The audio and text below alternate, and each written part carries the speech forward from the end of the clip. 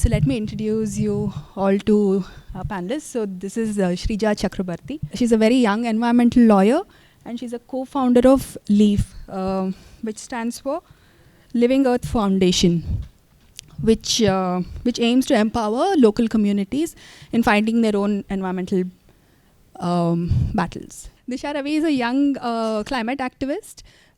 She's part of Fridays for Future, which most of you have heard of. It's an international network of young people who are worried about their future because of climate change. She took to activism because of a water crisis that her family has faced. She's passionate about ensuring that voices from MAPA, most affected people and areas, are represented in climate conservations and negotiations. Rajani Santosh, she went to the UK. She stayed there for 3 years. She had a awakening, I can say. No, okay, but she had a change of heart, which got her into the field of activism. So Rajani is also a co-founder of LEAF. She's a co-founder of Extinction Rebellion of the Bangalore chapter. She's a volunteer with Bangalore Environmental Trust. She's also a member of Growth Watch. I think my first question I would like to ask is more about what they thought about the films and especially the gender issues. I think I have read quite a bit about women and women farmers, especially not having land rights. So I knew about the issues they face. And I think it's a very important issue that's being highlighted, and I was very happy to see it.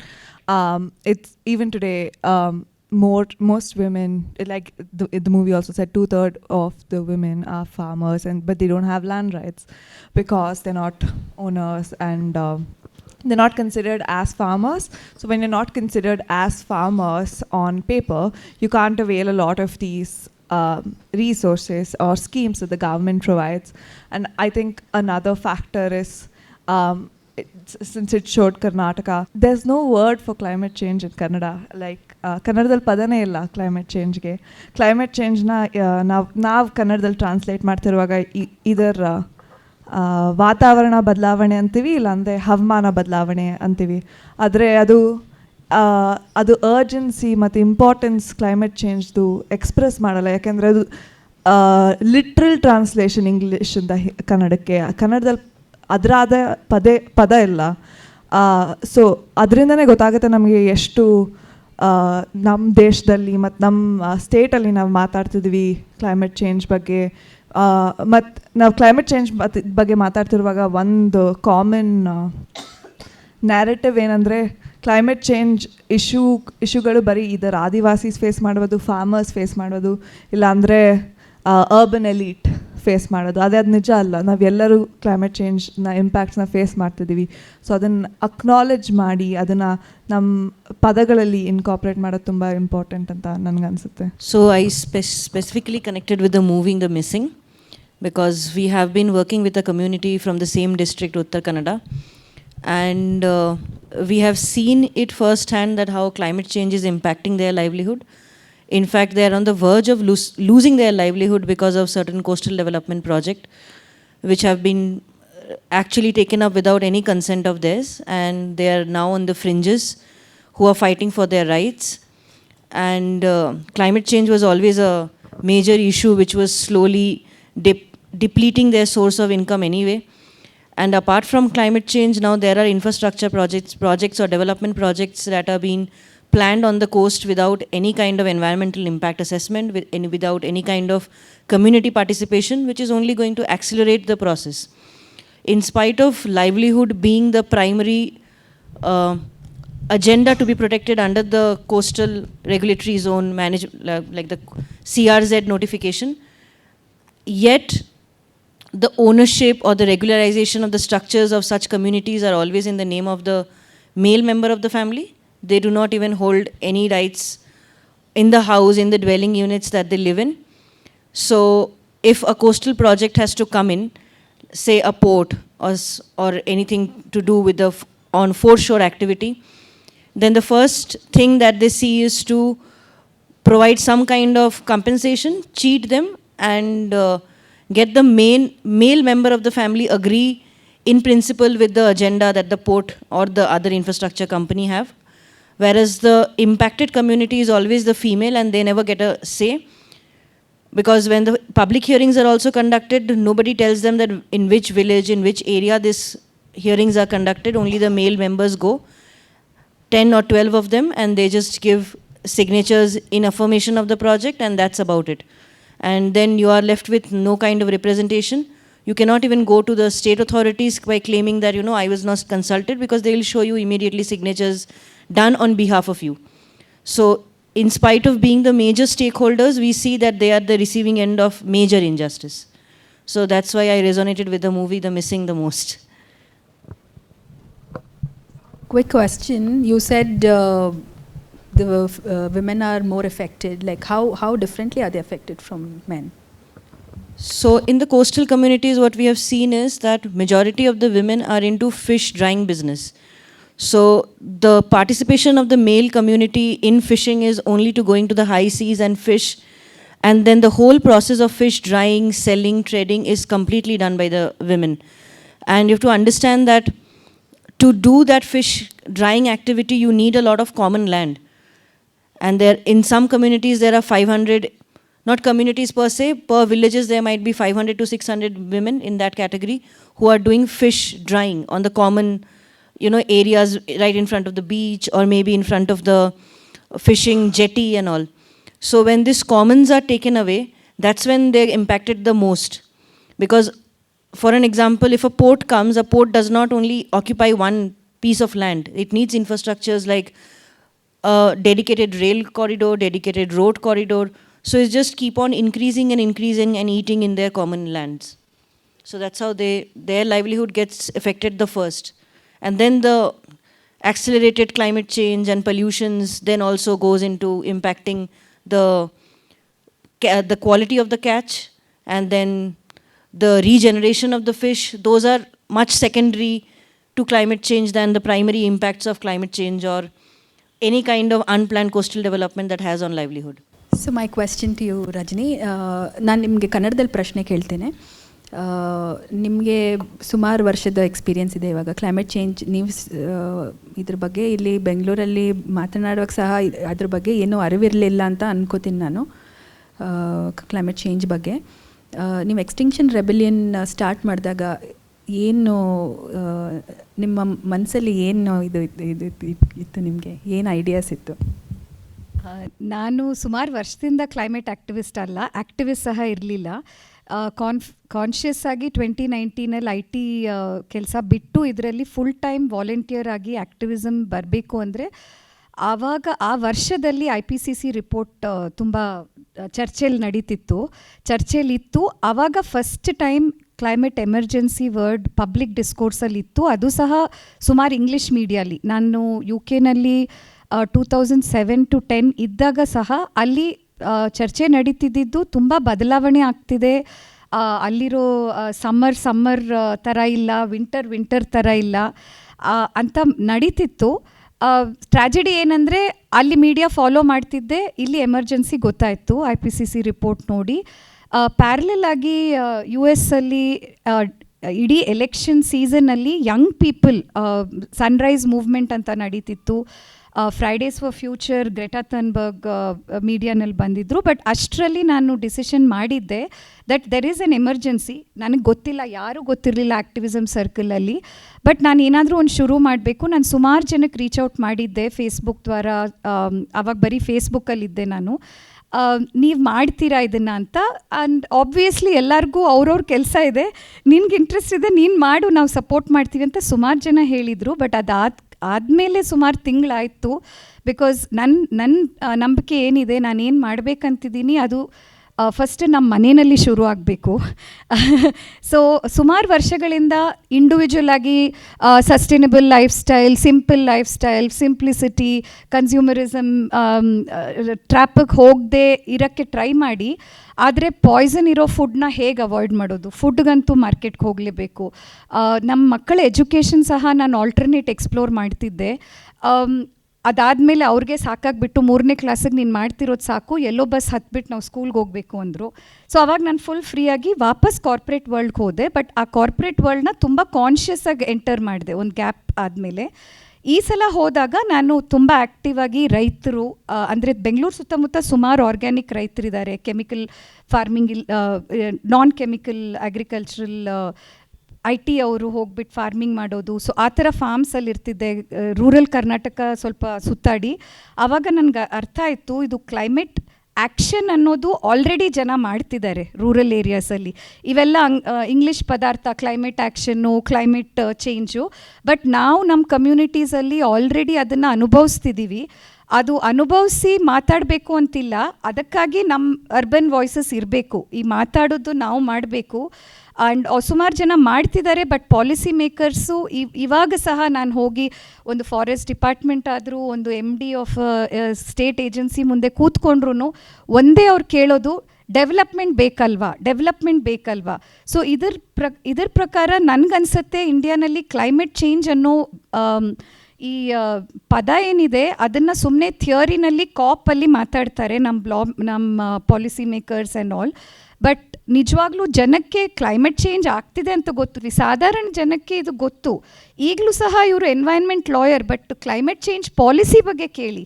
Climate change policy ಎಲ್ಲಿದೆ to face climate change? It is still inside those AC rooms. What about climate finance? ಬರ್ತಾ ಇದೆ, ದುಡ್ಡು ಬರ್ತಾ ಇದೆ in the name of climate finance, but where is it going? None of us know where is it, whom is it impacting? So yes, individual ಆಗಿ ನಾವು sustainable life style, urban lives lead ಮಾಡ್ಬೋದು. But solution ಇರೋದು ನಮ್ಮ rural ಇಂಡಿಯಾನಲ್ಲಿ, ನಮ್ಮ ಅರಣ್ಯಗಳಲ್ಲಿ, ನಮ್ಮ ಕೋಸ್ಟ್ಗಳಲ್ಲಿ ಅಂತ ನನಗನ್ಸುತ್ತೆ. I agree with Rajani. ನಾನು ತುಂಬ ನಂದು ಫಸ್ಟು ಇದ್ರ ಮೇಲೆ ಎಜುಕೇಷನ್ ಆಗಿದ್ದು ನಮ್ಮ ಊರಿಂದ. ನಮ್ಮ ಊರು ತಿಪ್ಟೂರ್ ಹತ್ರ ಇರೋದು, ಇಲ್ಲೇ ಬೆಂಗಳೂರು ಹತ್ರ. ನಮ್ಮ ತಾತ ಅಜ್ಜಿ ಅವರಿಗೆ ನೀರಿಲ್ದಿದ್ದ ಆ್ಯಕ್ಸಸ್ಸು ನನಗೆ ಗೊತ್ತಿರಲಿಲ್ಲ ಅದು ಕ್ಲೈಮೇಟ್ ಚೇಂಜಿಂದ ಅಂತ. ನನಗೆ 18 ವರ್ಷ ಆಗೋ ತನಕ ನಂಗೆ ಗೊತ್ತಿರಲಿಲ್ಲ, ಯಾಕೆಂದರೆ ನಮ್ಮ ಸ್ಕೂಲಲ್ಲಿ ಹೇಳ್ಕೊಟ್ಟಿರಲಿಲ್ಲ, ನಮ್ಮ ಕಾಲೇಜಲ್ಲಿ ಹೇಳ್ಕೊಟ್ಟಿರಲಿಲ್ಲ, ನನಗೆ ಆಗ ಇಂಟರ್ನೆಟ್ ಆ್ಯಕ್ಸಸ್ಸು ಇರಲಿಲ್ಲ. ಸೊ ನನಗೆ ಗೊತ್ತಾಗ್ತಿರ್ಲಿಲ್ಲ ಇದು ಏನಕ್ಕೆ ಆಗ್ತದೆ ಅಂತ. ನಮ್ಮ ಊರಲ್ಲೂ ಅದು ತುಂಬ ನಾರ್ಮಲಾಗಿ ಅಂತ ಟ್ರೀಟ್ ಮಾಡ್ತಿದ್ದೆ ಅದನ್ನು. ನೀರಿಲ್ವಾ, ಒಂದೊಂದು ಸರಿ ಆಗುತ್ತೆ, ನೀರಿಲ್ದಲೆ ಕರೆಂಟ್ ಬಂದಾಗ ನೀರು ಬರುತ್ತೆ, ಒಂದೊಂದು ಸರಿ ಬರಲ್ಲ. ಅದು ತುಂಬ ನಾರ್ಮಲ್ ಆಗಿತ್ತು. ಅದು ಸಿಚುವೇಶನ್ನು ಎಲ್ಲರೂ ಇದೇನು ಹೊಸದಲ್ಲ ಅಂತ ಟ್ರೀಟ್ ಮಾಡ್ತಿದ್ರು. ಆಮೇಲೆ ನನಗೆ 18 ವರ್ಷ ಆದಮೇಲೆ ನಾನು ಇಲ್ಲಿ ಮತ್ತೆ ಬೆಂಗಳೂರಿಗೆ ಬಂದೆ. ಆಮೇಲೆ ಮತ್ತೆ ನನಗೆ ಇಂಟರ್ನೆಟ್ ಆ್ಯಕ್ಸಸ್ ಫಸ್ಟ್ ಟೈಮ್ ಆಗಿ ಸಿಕ್ಕಿದ್ದು. ನಾನು ಆಗ ಓದೋಕ್ಕೆ ಶುರು ಮಾಡಿದಾಗ ನಂಗೆ ಅರ್ಥ ಆಗಿದ್ದು ಇದು ಕ್ಲೈಮೇಟ್ ಚೇಂಜಿಂದ ಆಗಿದ್ದು, ಇದು ಮ್ಯಾನ್ ಮೇಡು, ಇದು ನಾರ್ಮಲ್ ಅಲ್ಲ ಅಂತ ನನಗೆ ಅದು ಫಸ್ಟ್ ಟೈಮ್ ಅರ್ಥ ಆಗಿದ್ದಾಗ. ಆಗ ನಾನು ಈಗಲೂ ನನ್ನ ತಾತಾಜಿ ಜೊತೆ ಮಾತಾಡಿದಾಗ ನಾನು ಅದನ್ನೇ ಹೇಳೋದು, ಇದು ನಾರ್ಮಲ್ ಅಲ್ಲ ನಾವು ಹಿಂಗೆ ಬದುಕೋದು ಅಂತ. ಸೊ ಆದರೆ ಆಗ್ಲಿಂದನೂ ಅವ್ರು ಸೊಲ್ಯೂಷನ್ಸ್ ಕಂಡುಹಿಡಿಯೋಕ್ಕೆ ಟ್ರೈ ಮಾಡ್ತಾರೆ. ಅಂಡರ್ಗ್ರೌಂಡ್ ವಾಟರ್ ಮೇಲೆ ಡಿಪೆಂಡ್ ಮಾಡೋ ಬದಲು ರೇನ್ ವಾಟರ್ ಹಾರ್ವೆಸ್ಟಿಂಗ್ ಮತ್ತು ಬೇರೆ ಕೆನಾಲಿಂದ ನೀರು ತೆಗೆಯೋದು, ಅದರಿಂದ ಸೊಲ್ಯೂಷನ್ಸ್ನೆಲ್ಲ ಅವ್ರು ಫಸ್ಟಿಂದನೂ ಕಂಡುಹಿಡಿತಿದ್ರು. ಸೊ ನಾವಿಲ್ಲಿ ಅರ್ಬನಲ್ಲಿ ಮಾತಾಡೋದು ನಮ್ಗೆ ಅದೊಂದೇ ಮಾತಾಡೋಕ್ಕಾಗೋದು, ನಮ್ಗೆ ಬರೀ ಅದೊಂದೇ ಕೆಲಸ ಇರೋದು, ಮಾತಾಡೋದು, ಅದ್ರ ಬಗ್ಗೆ ಅವೇರ್ನೆಸ್ ರೇಸ್ ಮಾಡೋದು, ಜನಕ್ಕೆ ಹೇಳೋದು ಏನಾಗ್ತಿದೆ ಅಂತ. ಯಾಕೆಂದರೆ ಮಾತಾಡೋದನ್ನು ತುಂಬ ಇಂಪಾರ್ಟೆಂಟ್. ಮಾತಿಂದನೇ ಆ್ಯಕ್ಷನ್ ಆಗೋದು, ಮಾತಿಂದನೇ ಜನಕ್ಕೆ ಗೊತ್ತಾಗೋದು ಈ ಥರ ವಿಷಯಗಳಿದೆ ಅಂತ. ಸೊ ಮಾತಾಡೋದನ್ನು ನಾವು ನಿಲ್ಸೋಕ್ಕಾಗಲ್ಲ ಅಂತ ನಾನು ರಜನಿ ಅವ್ರದ್ದು ಆ್ಯಡ್ ಮಾಡಬೇಕು. I think you touched upon a very important point about about urban voices and the need for us to continue speaking. It is also our privilege, I think, that takes our voices to certain places where it will be heard, and which is why it is more important. So what do you have to say about this, Sreeja, especially in terms of like what we saw about women's voices not being heard in policy making? What do you think is the way forward? Like how do you think we can make sure the representation and the voices not being heard, it starts from a very top-notch aspect of it. Like I'll just cite a very simple example of what is going on right now with regard to rehabilitation of the tribal families outside Nagarhole National Park, because it's a tiger reserve. So there is something called the State Board for Wildlife. Every state has it. In Karnataka also there exists one. So under the Wildlife Protection Act, the law says that there needs to be 13 individual independent experts in it, and amongst them should be 2 representatives from the tribal and women gender representation and a tribal representation. The current State Board for Wildlife does not have any representation, and very questionable people are sitting under the category of conservationist, ecologist, and environmentalist. These are the three words that's there in the law. So now, not having those representation and the people with the expertise as required under the law will also reflect in the decision making of those authorities or the bodies. So what happens is this proposal of rehabilitating the last few families of 300, 350 people, tribal people inside the Nagarhole in the name of conservation, that comes up in the meeting of this board. And then because they do not have the expertise or any kind of representation, they very hastily take a decision to replace the families 14 kilometers from the buffer of the national park. Now, it's an open secret that the rehabilitation that has happened since the 1999-2000, people, the families are not happy. And they have seen that it's not a successful rehabilitation, and the last 300, 350 families that are there, they are fearing that if we also leave our land, we are going to work as landless laborers. And that's almost 80 to 90% of the community are women. They don't have any transportation at times because they are laborers, they have to go and work in the coffee estates. So it's not a very respectful life for them anymore. So fearing that the 350 families do not want to move. Now what happens in Bangalore? The counter story of what happens in Bangalore. Few people from that committee goes and submits the same proposal in front of the new the Union Environment Minister, and then makes a huge optics out of it by saying that the National Tiger Conservation Authority is applauding our decision, and the funds would come from the compensatory afforestation fund that's there pending. Now, many limited people would know that compensatory afforestation fund is dedicated to regenerate forest and to compensate for the forest that we have lost.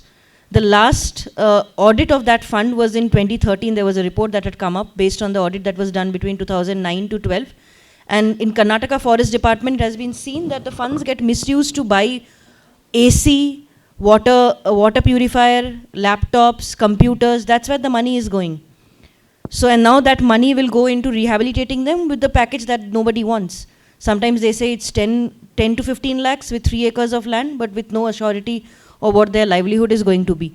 So, if the decision-making bodies do not have proper female representation, then who will take care of the downtrodden people who are going to be affected by the decision? So it's all around. Like, it is very unfortunate that not only it's in the state, but it's also in the national environmental and forest and wildlife decision-making bodies. Experts that has to be there in the board, hardly there are any females. Hardly there is any women representation. So nobody is thinking about it. It's just the effect that we read in the newspaper and we feel sorry about it. But the policy makers and the decision makers are also one place that lacks representation, and also this should be discussed more, that why do we have such poor policies? Because if you compare our environmental legislations to anywhere in the country, anywhere across the world, we have the most stringent of environmental laws. Hence the need now that repeated dilutions to the EIA notification, to the CRZ notification, to the Wildlife and Forest Act, to a point that where they want ecotourism as an activity to be brought in the pristine of the forests, zoos to be brought in the pristine landscape, as if there is no other place to have a zoo. So these are dilutions because we have a strong law. But where was the implementation? Even in the name of implementation, there is fraudulent thing. So the implementation has always been very dismal, and now that the laws are getting changed or diluted against a lot of international principles of human rights law and environment law, but people don't know the basic law that could protect them. So imagine what is going to happen when the laws and the policies are being dictated by only few corporate houses, and we have also seen that those corporate houses are being advised by few of the largest consulting companies and big fours as we know them.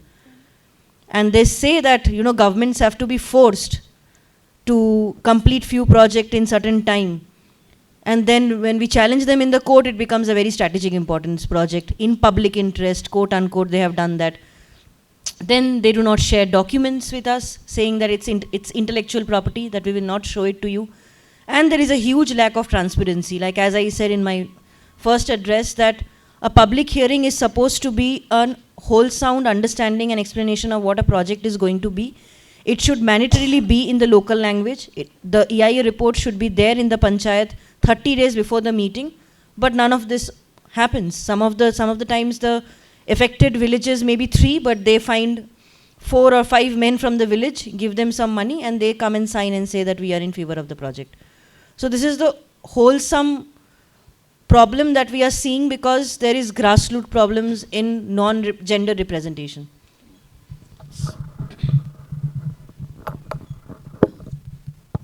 But at the same time, I think the voices that we hear of most often about climate in climate activism is that of women, isn't it? Especially the young people. I think one of the reasons is that women know what it's like to be oppressed. We've been oppressed by men. We've been oppressed by society. ನಮಗೆ ಗೊತ್ತು ಕಷ್ಟ ಆದಾಗ ಏನಾಗುತ್ತೆ ಅಂತ, ಕಷ್ಟ ಆದಾಗ ಯಾರು ನಮ್ಮ ಜೊತೆ ಇರ್ತಾರೆ ಅಂತ.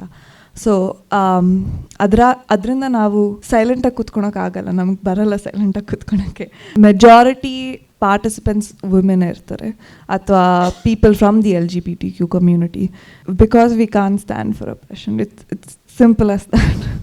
Here, I think I would like to say, I don't know if it's mostly women. A lot of men also inspired me to take up activism.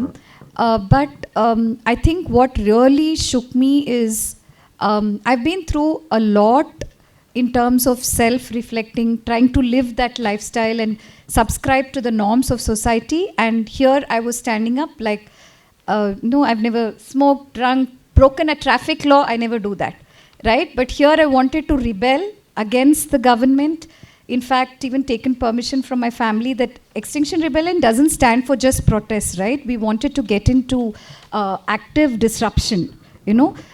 In the UK and in Europe and parts of America and Australia, the whole strategy is to get arrested, turn up in courts and change the narrative and force policymakers, hopefully through the courts, because if there is no law to solve that problem and the judge feels that this is, you know, they're ringing a bell and current law doesn't support it, then it can pass it back to the policymakers. And that's happening right now in some countries.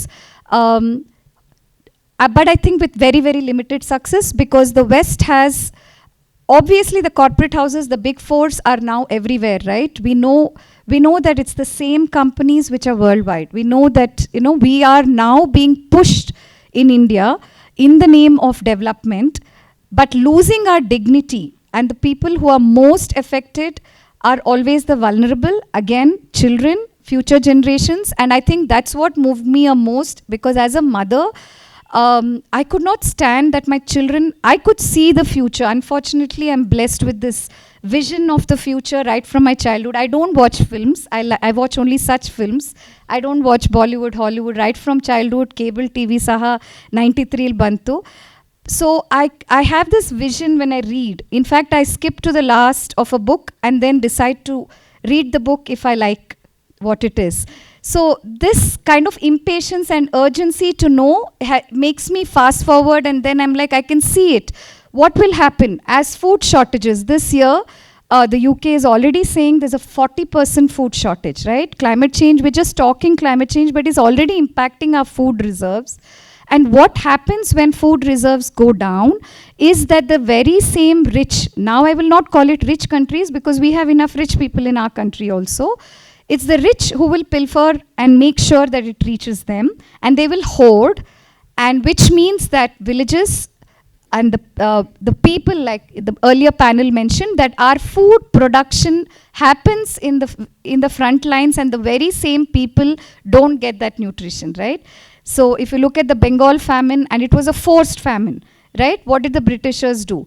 So they will create a shortage even if there isn't, and we are talking about a real shortage, and when the real shortage happens, so that really frightens me. There are nights when I stay awake, I am in tears just imagining what will happen. Not just my kids, but you know, there are so many young people I meet at climate protests who say, you know, I'll take up a job, I'll work because, you know, I know I have to be self-sustainable. I think in general, the climate conversations are always focused on the future. Like, nam bhavishyadalli enagutte, nav future alli en martivi. Adre climate change is happening now. Nam ee moment alli food shortages ide. Ee moment alli ಮಹಿಳೆಯವ್ರಿಗೆ ತಿನ್ನಕ್ಕೆ ಊಟ ಇರಲಿಲ್ಲ, ಅವ್ರಿಗೆ ಸಿಗ್ತಿರ್ಲಿಲ್ಲ ಅಲ್ಲಿ. They were fishing for shells and they didn't get it. ಮತ್ತು ಅವ್ರಿಗೆ land rights ಇಲ್ಲ, ಅವ್ರಿಗೆ ಎಷ್ಟೊಂದು ರೈಟ್ಸ್ ಇಲ್ಲ, ಓನರ್ಶಿಪ್ ಇಲ್ಲ. ಕ್ಲೈಮೇಟ್ ಚೇಂಜ್ ಅವ್ರ ಜೀವನನ ಮತ್ತು ನಮ್ಮ ಜೀವನನೂ, ಈಗ ಬೆಂಗಳೂರಲ್ಲಿ ಎಷ್ಟು ನೀರಿದೆ ನಮ್ಮ ಹತ್ರ. ನಾವು ಎಷ್ಟೊಂದು ಜನ ಡಿಫ್ರೆಂಟಾಗಿ ಸ್ಟ್ರಗಲ್ ಮಾಡ್ತಿದ್ದೀವಿ. ಡೆಲ್ಲಿಲಿ ಎಷ್ಟು ಜನ 1 in 3 people have disease because of how polluted the air is. And so it's happening now. It's not a conversation about the future. Climate change is a conversation of now. Just because in India we have other problems doesn't mean that this isn't an emergency we're living in. This is a threat to not just one continent or just India. It's a threat to humanity. But also at the same time we need to understand that some of us do have the privilege to speak about it. Some of us have the privilege of being heard instead of being actively silenced. And I think it's our responsibility to use that privilege to talk about these things. Because while all of us are going to be impacted, we're all in the same storm, but we're not on the same boat. So what I have noticed in the last 2 years of pandemic is that a lot of urban dwellers were very hopeful that things will change. And things didn't. And while we were locked inside our houses and we were actually under house arrest, that was the exact time when government of India and government across the states that this is the time we should develop the country. So every month we were waking up to news reports and all that. Today 48 projects have been cleared through the pristine protected areas of our country, across the country. So it can be one in Nagaland, it can be one in Arunachal, it can be in Karnataka, it can be in Goa, it can be absolutely anywhere in the country. So people were panicking because none of those projects were discussed, resources were not there. As I said, we were house arrested. There was very limited means to even approach the court. And by the time we could approach the court, those projects were getting implemented the time that we were contemplating what to do about it. So what happened was there was very organically, especially women working in the field of environment in all spheres. Like some can be a marine biologist, somebody can be a veterinarian, somebody can be a lawyer, somebody can be an educator. Somehow across the country there was a solidarity form. There was this day in April 2020, I remember, when there was a news, Prakash Javadekar, our previous environment minister, tweeted that, I've given 48 permissions to open all our protected areas, which is merely 3% of the total geographical area of the country. And he was very proud. He tweeted that I'm going to hold the meeting at 12, I guess, and then the decision that I have cleared 48 development projects was by 2:30, so he had online, and that too virtual. So 48 divided by 2.5 hours, you can see how much application of mind and how much time they have spent on that. And it's all for development. So what happened was that all of these people suddenly started working together. And the biggest successful example I would cite is the Mai Mulem movement in Goa, where we have been working, we all got together, we had been working for several months. And I remember in November 2020, we finally met one another. We had never even met one another, but we were just working.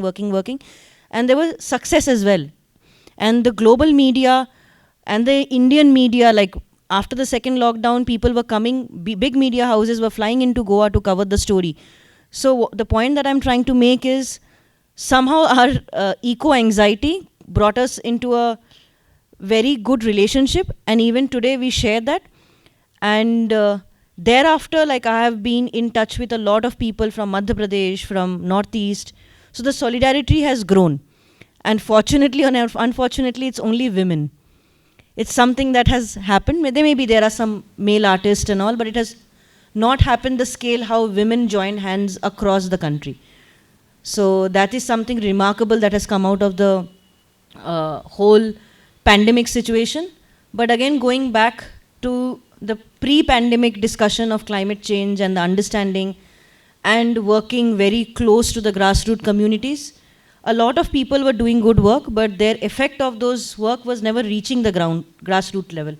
But the generation that I belong to, I see that more people are more interested in seeing that their work is reaching the target audience or the target stakeholders, because our generation would like to do work that matters.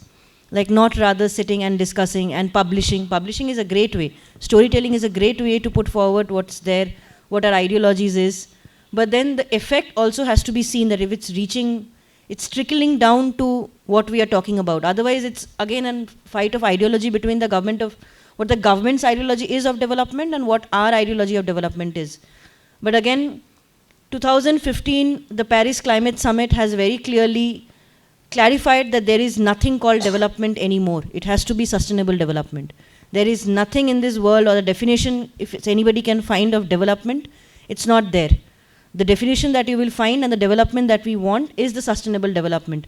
Today, if Bangalore is building a metro, which they plan to maybe start by in the next 5 years, then that infrastructure should stay for the next 20-25 years at least, or any infrastructure for that sake.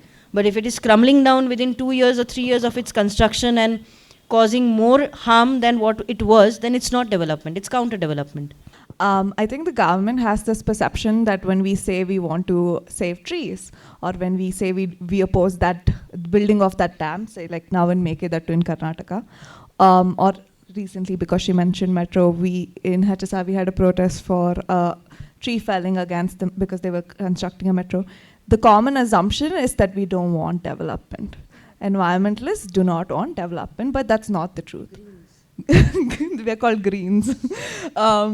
But the truth is that it's not that we don't want development, but our idea, like she just said, of development is very different. Our idea of development isn't centered around bigger roads or having access to metro that really doesn't last for longer than 2 years. It's about having access to public transport, yes.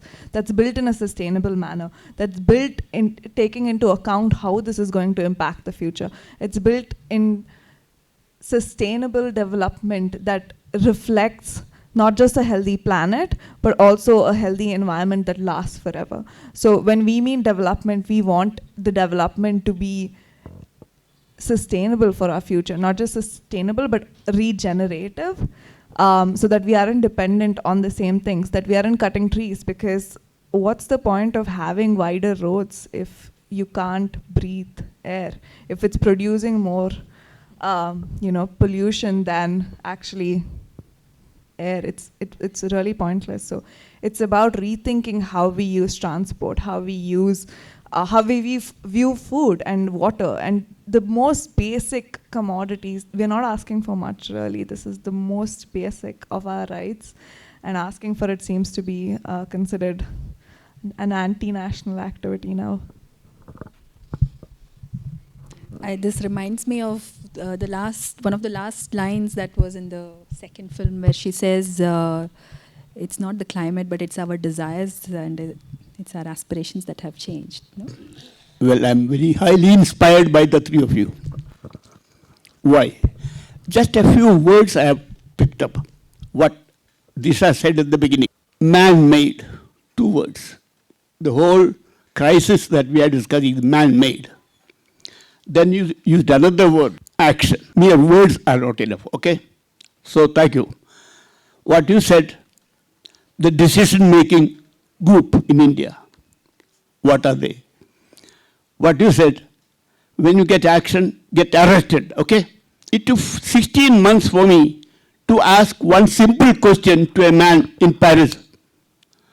Why do you take atom bomb to the Pacific Islands and destroy the people there? Why don't you experiment in Paris?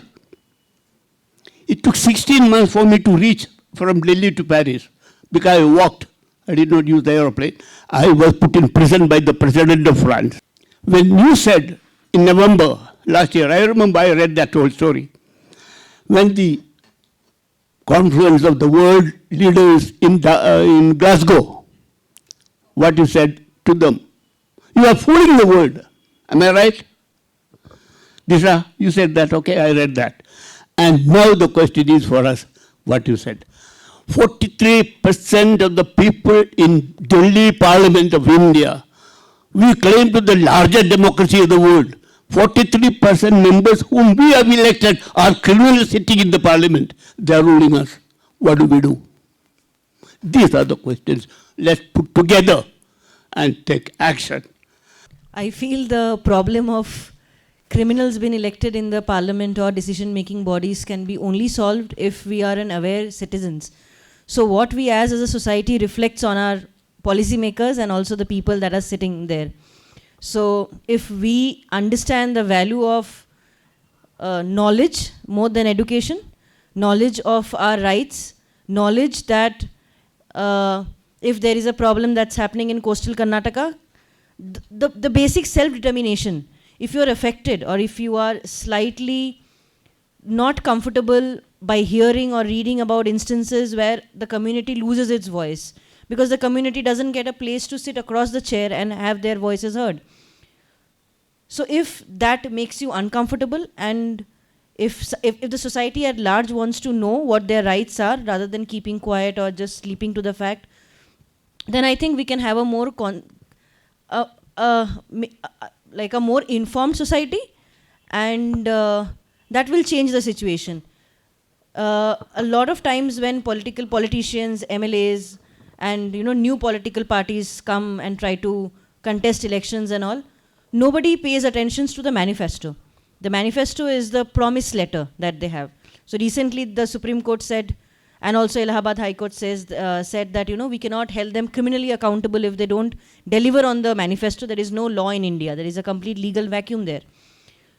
But do we even know, or do as youngsters even go and put a representation in front of the MLAs by saying that we are bothered by climate change, we are bothered by X, Y, Z. So can you please keep it as a promise that if I give you my vote, you are going to come back and execute those promises. Then most of the times we are okay by not knowing that major infrastructure projects are being thrown at us, and by saying that World Bank is funding it, Asian Development Bank is funding it. Now who is going to pay the loan? We never ask those funding agencies that what are the criterias that you saw that you're giving this loan. What if the government goes bankrupt?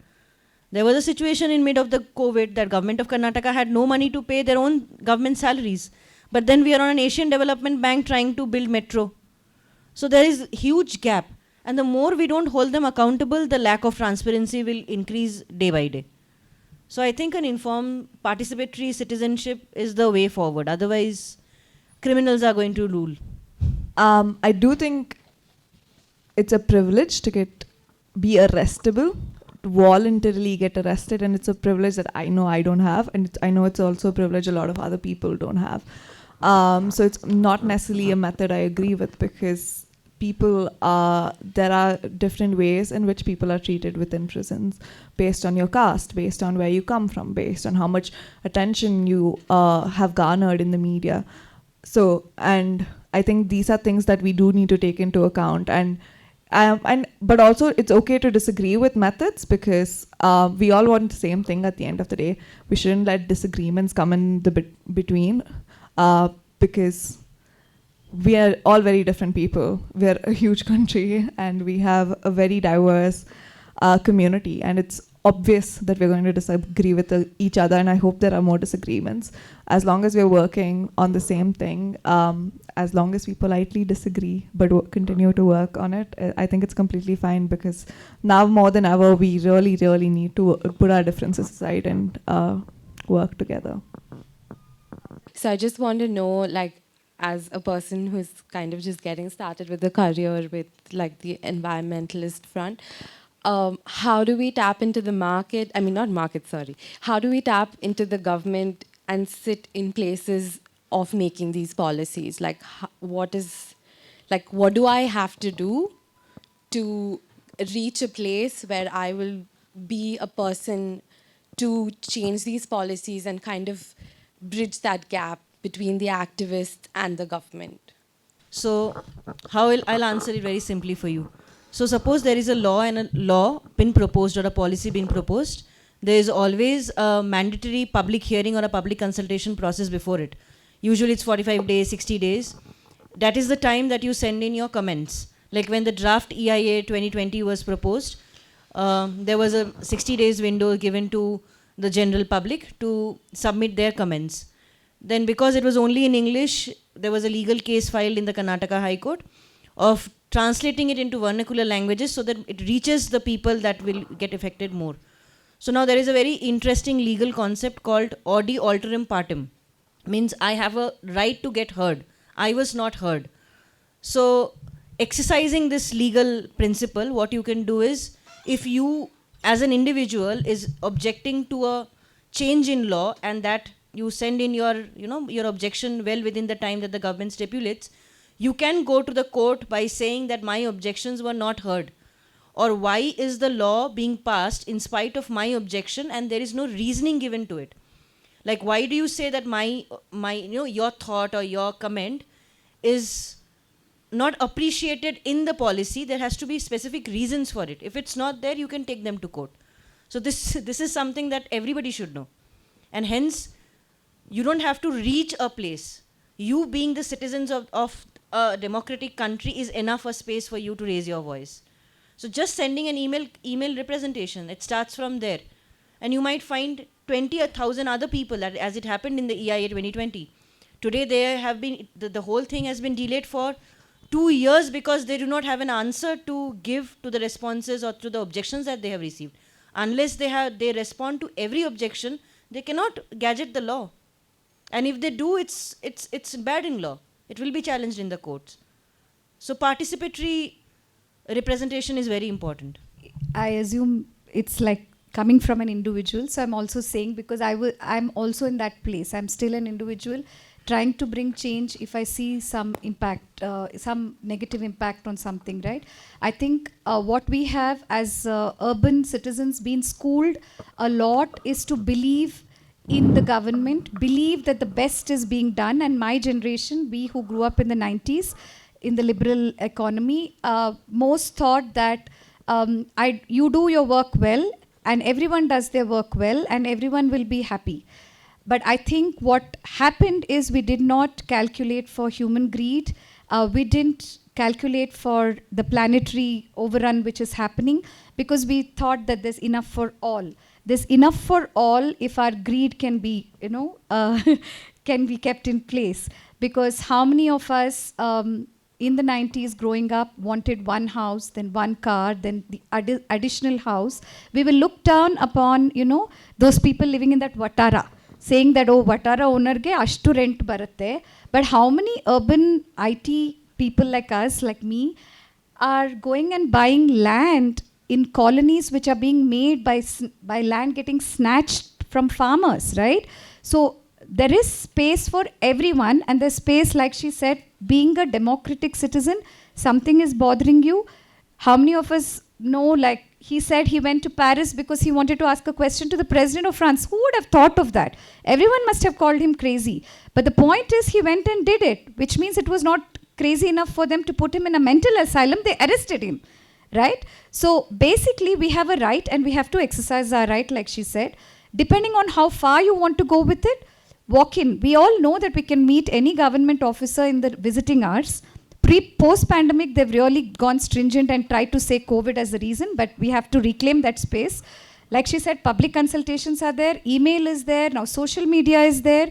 Gather around, and we have to start. The more we start voicing our opinions, sometimes I've caught a DCF or a PCCF in a meeting, and then we are chatting over, he'll offer me a cup of chai also, and then he'll talk about his problems, and suddenly I have to remind him that I've come here for my problem, right? So it's just people. The people who are out there are ordinary people like us, but they've landed up in this position of power, and many of them are not exercising even the basic power that they have. And hence we are in this place. Because many of them say, idu enu madakagala, and they'll talk about a system. And the young people are talking about system change. They know what system change is. They know what they're saying. Like she's asking us to reimagine the future. But then they sit in their box, in their AC compartment, in front of a computer. Instead of reading the email, their peon is still getting a printout and getting a signature. Which time are we living in, right? So we have to get angry. I'm sorry, but I think we've all been told, be calm. We women have been told, kopa madko bida, matad bida. You know, we're like, shantavagiri. No, we should get angry. Sometimes I go vent in front of those officials and I come back and feel very good about it. The work may not be done, but you know, they have to know we're angry. They have to know that. They have to know when he's at least signing off on the paper due to system pressure or whatever, he should shed a few tears when he goes home. Like he should have some sleepless nights like me, right?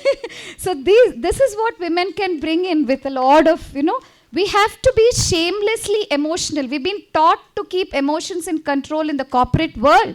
But no, it's the emotions of women which have kept the world in a sane condition, right? Hudgi tara albeda anta hudug heltare. Please, no, tell your boys to cry.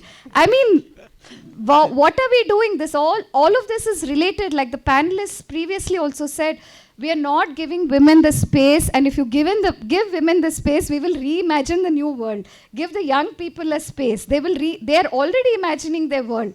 They don't want to dream about one Benz and one more Audi and one more flat, right? They all like to chill on a Friday evening together in a friend's house. It's okay. They'll just, you know, sleep like, use it like a dorm. They're not dreaming about that independent house, one more on rent and one more. So let's give them the voice and let them lead is what I would like to say. And I would like to encourage you to try all. There's no single formula. Just go out there, scientists, experts, so-called policy makers, everybody wants to be heard. In fact, XR is Extinction Rebellion, now has a scientist division, doctors division, and you won't believe the amount of solidarity. Unfortunately, in India, because a lot of funding comes to the elite institutions from government, they're quiet, but you go into their cabin, switch off your mobile, and they'll tell you the story. I think it's important to know that we all have a role to play in this. It is, and it's going to look very different. My role is going to look very different from Rajani's. Your role is going to look very different from mine, but that doesn't mean it's any less important. We always say words are not important, but words are super important. It's how many times do we have to, for us to even know that this is an issue, we need words on newspapers. We need people talking about it in like this panel or on the TV. We need to make this mainstream. So if you want to write about it, write about it. It's super important. We need more people writing about it. We need more stories to be told. We need more conversations to even have action. So whatever way you can contribute, contribute. It doesn't matter if I disagree with you. It doesn't matter if my way of doing it is different from yours. It doesn't matter if someone approves or someone doesn't. It's important for us to do whatever we can in whichever way we can, because honestly, we're out of time. And unless we practice hope every day, unless we actively do something every single day, we're already too late. The most important work is always done on ground, always done in the background with no one really knowing except those in power. So it's okay if you're not in front of the media. Obviously, that is a good role to play also. But it's okay if you're not making it to the front page. The point isn't to necessarily always get your front page name in the Deccan Herald and frame it and keep it. It's to bring about change. It's important to obviously have this topic in the news, but the aim is to bring about change. So whichever way it's done, it's completely fine. But the problem is that we are not strategizing enough. So that's where she said collaboration and why everybody should become a troublemaker, or why should I be burdened with thinking about the environmental degradation or Disha, right? All of us should be bothered. But unfortunately, there's not much awareness. And like she said, what comes out publicly is the good of the project rather than the negative impacts on the community or the environment of the project. So it's more and more necessary to collaborate between scientists, the so-called policy makers who are advising the government, media, and I think media schooling is what I got into initially in 2020. We invited them for workshops, not a single person turned up. But this is important. Many of them call us and say how do, in fact, what they write, they tell that even 2% is not published. So the discourse among everybody needs to change. But you're absolutely right. We are called trouble, I don't know, whatever we are called. That Neev Bandri project agoitu. But I think that's also in the interest of the large media to say that environmentalists are not effective. So it's better to get rid of them. At least you'll get development. So they're actually saying, don't worry, get rid of the environmental problems, get development. But I think now rural India has become a little smarter. They don't need urban environmentalists to tell post-pandemic. They don't need us to raise voices. We saw with the farmers' protests, and I'd like to end that all of us activists here were very much involved in the farmers' protests because we see the correlation, right? It's the farmers are the ones who are in the front line of climate change and who will also solve the climate change problem. Whether it's the women farmers, the landless, all of them together are going to give us the solution.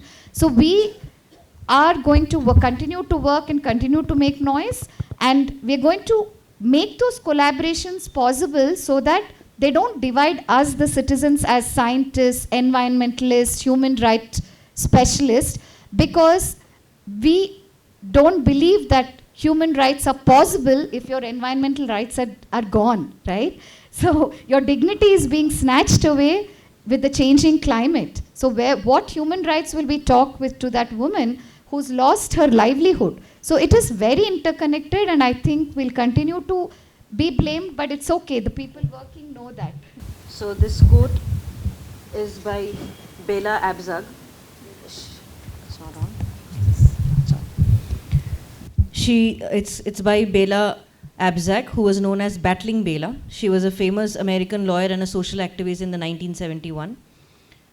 She said, "Women do not want to be mainstreamed into a polluted stream. We want the stream to be clean, clear, and healthy."